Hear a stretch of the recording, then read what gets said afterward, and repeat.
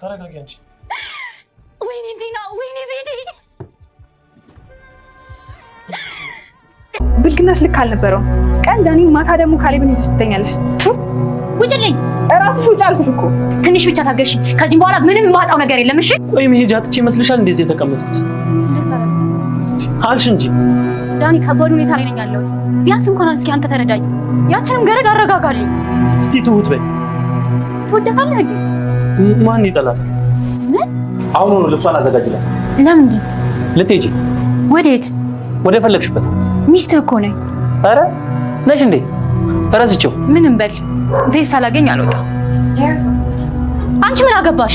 እዚህ ቤት እስከታገኝ ከሆነ የምትቆይ የቤቱ ስራ እየሰራሽ ነው። ምን? ይሄን ሽማግሌ ነፍሱን ካላጠፋሁት ውሻ ብለህ ጥራል።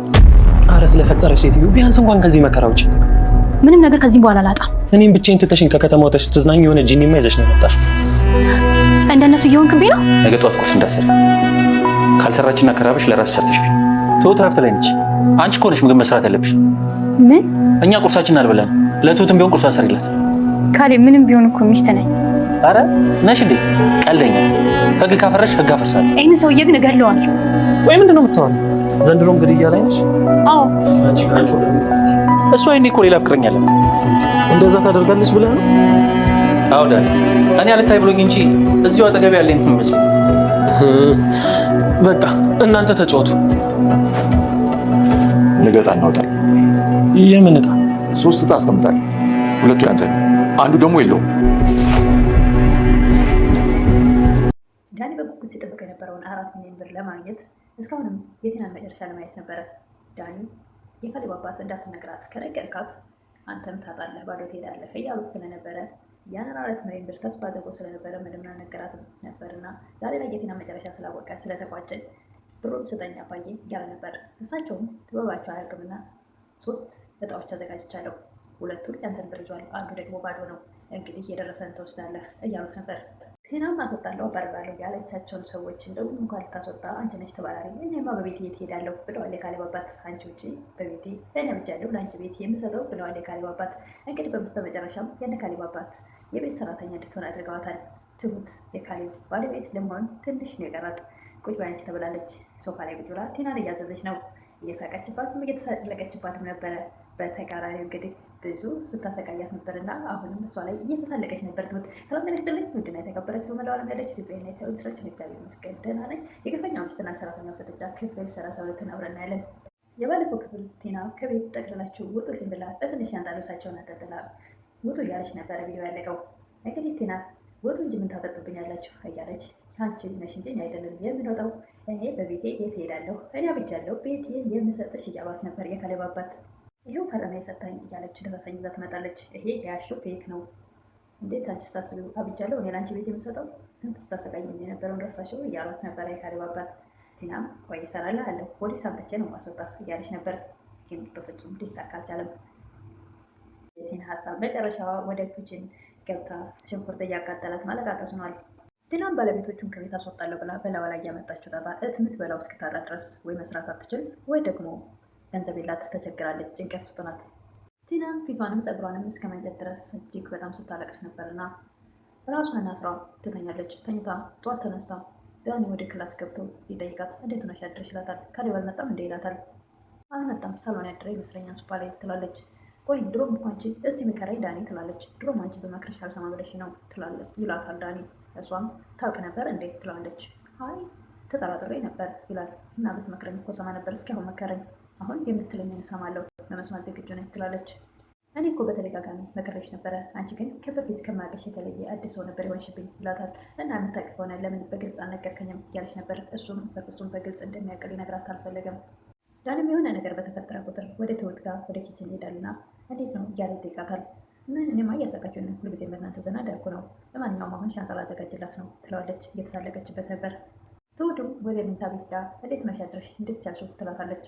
አሸነፈሻል፣ አሁን ተሳክቶልሻል ትላለች ቲና። ወደ መኝታ ቤት እየመጣሽው ለመደሰት ነው እያለች ነበር ቲና። ትሁትም እኔ አልወጣም፣ አንቺ ውጭ ደስታ የደገጥ ሳይሆን መኝታ ቤቱን አስተካክለሽ አልጋንጥፈሽ ቀይረሽ ጠብቂ ብሎኛል። አልወጣም፣ ጭራሽ አንቺ ነሽ እንደምታስወጭኝ፣ ይሄ እኮ መኝታ ቤቴ ነው እያለች ነበር ቲና። ትሁትም ጭራሽ ቤቱን ለቀሽ ልትሄጂ አይደል እንዴ? እንደውም እኮ እንዳንቺ ጭካኔማ እኛን ማውተሽ ጎዳና ጥለሽን ነበር አይደል እንዴ? ይሳካልሽ ኑሮ አልተሳካልሽም እንጂ እያለቻት ነበረ። ቴናም ሳትወድ በግዷ ወይኔ ቴና እያለች ክላሱን ለቃ ትወጣለች። ካሌብና የካሌብ አባት ውጭ ነበሩና እየተነጋገሩ የካሌብ አባት ተገላገልን አይደለ ይላሉ። ካሌብም ምን እንገላገላለን አለች እኮ ቤት ይላል። እንዴ በፍጹም እኔ እንዴት ምን እየጠበቀች እኔ እሷ ያለችበት ቤት በፍጹም መኖር አልፈልግም፣ አሁኑ ነው ሄድና አስወጣልኝ ይላሉ። የካሌብ አባትም ካሁን በኋላ በቃኝ ከእሷ ጋር የምኖርበት ምክንያት የለም አስወጣልኝ፣ አሁኑ ነው ፈጥነ ሄደ አሉት። እሱም ቀጥ ብሎ ሄዶ ውጪ ሻንጣሽን ይዘሽ። ዳኒም ለካሌብ አባትና ለካሌብ እንግዲህ እህቴ ይህን የመሰለ አሳፋሪ ስራ እየሰራች እኔ ቤት እዚህ አቀመጣለሁ፣ በቃ ጓደኛ ቤት እጅ አድራለሁ እያላቸው ነበር። አንተ እንግዲህ እሷን የምታደርገው ነገር ላይ እጅ ከሌለበት እናንተ ሌላ እሷ ሌላ ናችሁ፣ ምንም አያገናኛችሁ፣ ስለዚህ አርፈ ተቀመጥ እያሉ ለመጽናናት እየሞከሩ ነበር የካሌብ አባት።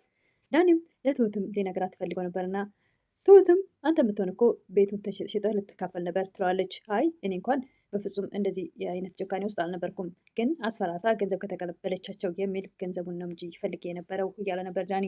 ዳኒም ለትሁት አሁን ካሁን በኋላ ተስፋ ምንድን ነው እያላት ነበረ። እንግዲህ እሰጥሃለሁ ብሎ ቃል የገባልህ 4 ሚሊዮን ብር ነዋ እያለች ነበረ። እሱም ይሰጠኛል ብለሽ ታስቢያለሽ? ከሰጠ ሰጠ ነው፣ ካልሰጠም አልሰጠህም እያለችው ነበር። እንደዚህ ማትበይ እያለ ነበረ። በቃ ሰርተ መኖር ትችላለህ እኮ ወጣት ነህ እጅግር አለህ እያለችው ነበር። አንቺ ታስቢው ካሁን በኋላ ሰርቼ ዳርጀ መኖር እችላለሁ እያለ ሞራሉን ሞተት ያደረገው ይመስላል ዳኒ። ትሁትም ኤደን ደግሞ ትበዛብሃለች፣ ደግሞ ከአባባ ብር ለመነህ ሳይሆን ሰርተህ ነው ማስተዳደር ያለበት ልታስተዳድራት የምትችለው እያለችው ነበር። አውቃለሁ ይገባኛል፣ ግን በቃ ይሄን ነገር ሊያደርገው እንደማይችል ሞራሉ በጣም የሞተ ነው ዳኒ። ምንም ሰርቶ መለወጥ እንደማይችል ጥብብ አድርጎ የሚያስብ አይነት ሰው ነው ዳኒ። ዳኒም ትሁትን አንቺ ሴት ስለሆንሽ ሰው ቤት እየሰራች ትበያለሽ፣ እኔ ምን ልሰራ እችላለሁ እያለ ነበር። ካሌብም ትሁትን የትና ልብስ አዘጋጅላት መሄድ አለባት አሁን ትውጣ እያለ ነበር። ትሁትም ልብሶቿን አዘጋጅታ ይኸው ትላታለች። የት ልሂድ መሄጃ የለኝም እኮ እያለች ነበረ። ካሌብም የፈለግሽበት ድርግ በይ እያላት ነበር። ቴና በቃ ትንሽ ታገሱኝ የሆነ ማረፊያ እስካገኝ ድረስ እያለቻቸው ነበር። እንግዲያውስ እዚህ ቤት መቆየት ከፈለግሽ የሰራተኛ ቦታ ተክተሽ ትሰሪያለሽ፣ ጧጧ ተነስተሽ ቁርስ ትሰሪያለሽ፣ ምሳም በአጠቃላይ የቤቱን ስራ ትሰሪያለሽ ተብላ ተፈርዶባታል ቴና።